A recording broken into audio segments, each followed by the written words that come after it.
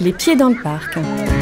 Chaque mois, nos radios locales partent à la rencontre du territoire et des personnes qui le font vivre. Aujourd'hui, nous nous intéressons au Géoparc, un label attribué au Mont d'Ardèche pour leur richesse géologique.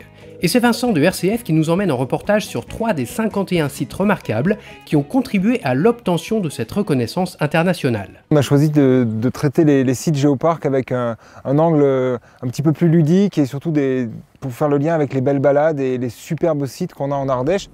La visite commence au village de Vernon pour une rencontre avec Alain Genel, conseiller municipal.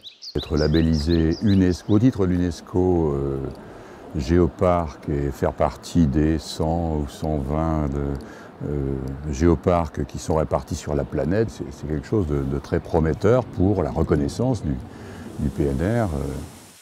À quelques pas d'ici, Vincent rejoint ensuite Georges Naud au pied de la superbe cascade de Bomicou. Bonjour Georges Naud. Bonjour. Alors vous êtes notre spécialiste géologie et hydrogéologie sur l'Ardèche. Vous pensez que, j'imagine, c'est tout à fait naturel et normal que ce site soit parmi les 51 endroits merveilleux proposés sur le parc? Ah oui, parce qu'il faut savoir quand même, entre ces couches de grès et ce socle cristallin, il y a quand même quelque chose comme 50 millions d'années d'histoire de la Terre qui manque, mais qu'on va trouver à d'autres endroits du géoparc. Et à ce moment-là, ça forme un tout.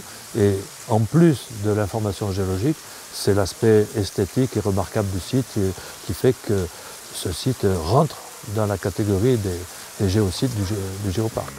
Le périple de Vincent se poursuit sur un géosite très différent et tout aussi surprenant.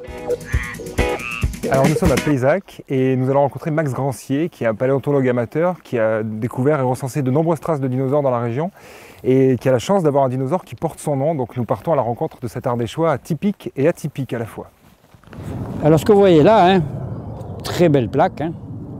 Alors là, vous avez voilà, une quarantaine d'empreintes. Voilà.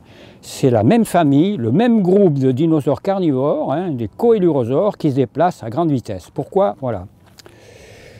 Première empreinte de pattes, deuxième du même dinosaure, troisième, oui. Tandis que celui-là est en train de marcher. Vous voyez, l'écartement est rapproché.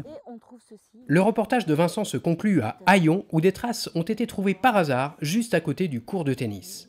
Voilà, et donc vous avez, avec votre association, vous donnez des cours et vous œuvrez à cette vulgarisation et peut-être aussi à aider les Ardéchois et les Ardéchoises à prendre conscience de la richesse de notre patrimoine géologique, non?